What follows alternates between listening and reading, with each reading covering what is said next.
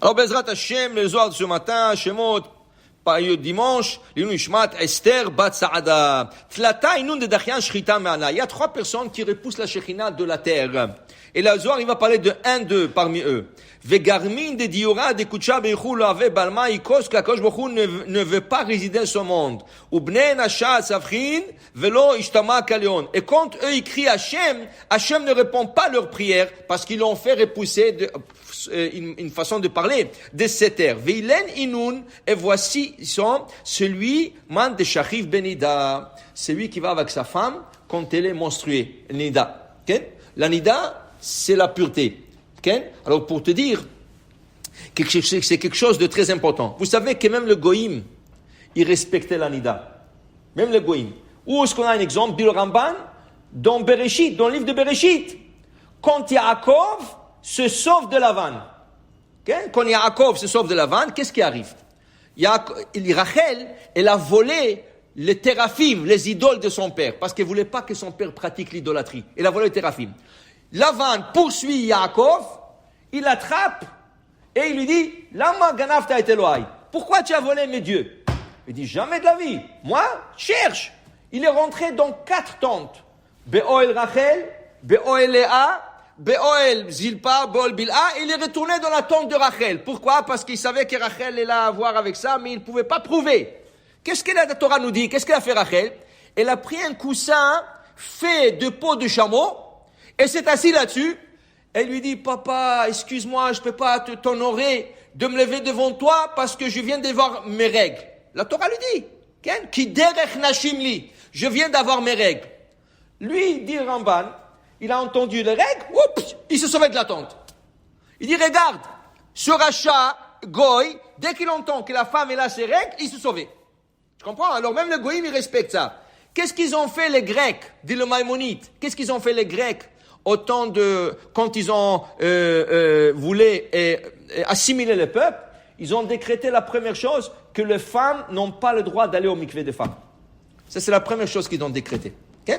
Ça veut dire que même les Goïms, ils comprennent ce concept de pureté. Okay? Ils vont pas, mais ils comprennent ce concept. Alors, il dit ici qu'il faut comprendre, qu'est-ce que c'est Nida? Nida, c'est pas seulement quand la femme, elle coule du sang. Parce que l'écoulement du sang, c'est 4-5 jours. En moyenne, c'est 4-5 jours. Il y en a 6 jours, mais 4-5 jours. Mais tant que la femme, après le 4 ou 5 jours, n'a pas compté 7 jours de pureté, est partie au mikvé, elle reste impure à vie. Tant qu'elle ne va pas au mikvé, elle reste... Alors une femme qui n'est jamais partie au mikvé, elle a déjà 80 ans, elle est toujours nida. Elle est toujours nida. Il lui faut aller encore une fois pour se tromper au mikvé, pour enlever cette impureté. Ça veut dire que c'est pas parce qu'elle n'a plus les règles, elle n'est pas nida. Si elle n'est pas partie quand elle avait les règles, elle reste nida à vie. Tant qu'elle n'est pas partie encore une fois pour enlever. Alors quand on dit à celui qui va avec une femme nida, c'est pas seulement qu'elle a les règles, qu'elle n'est pas partie du tout en mikvé. Okay? Alors pour te dire, c'est important, parce qu'aux yeux d'Akadosh Baruch Hu, ça enlève la Shekhina de la terre. Et il dit que si elle tombe enceinte quand elle est nida, quel fils elle va avoir?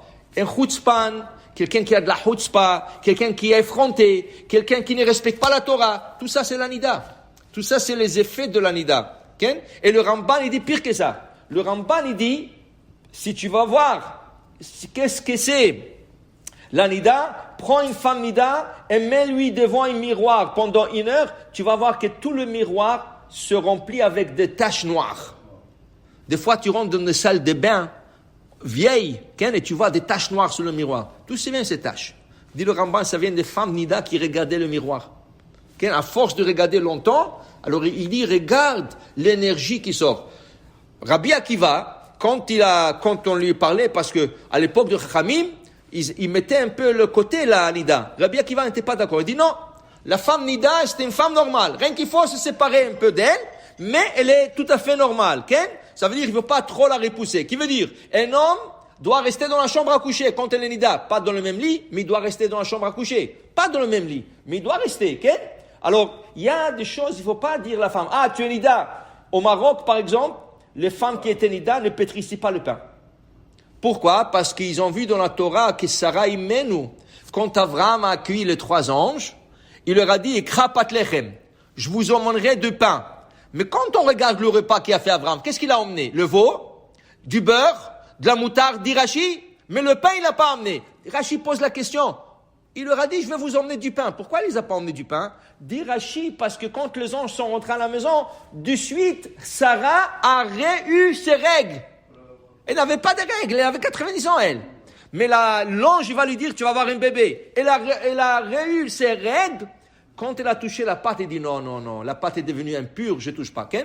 Ça, c'est une khumra. Ça, c'est un point de strictesse. Une femme nida peut pétrir le pain. Mais pour dire au Maroc, il voulait pas. Alors, il donnait ça ou la fille, ou la voisine, mais la femme elle-même ne pétrissait pas le pain. Mais ça, mais pour dire, l'essentiel, que l'homme ne va pas avec la femme pendant sa période de menstruation. Et il dit, c'est important aux yeux d'Akadosh Baruch Hu, parce qu'il veut pas être repoussé. Il veut résider dans la pureté. Et c'est là qu'Akadosh Baruch Hu emmène sa présence divine. Baruch Adonai le'olam. Amen ve amen.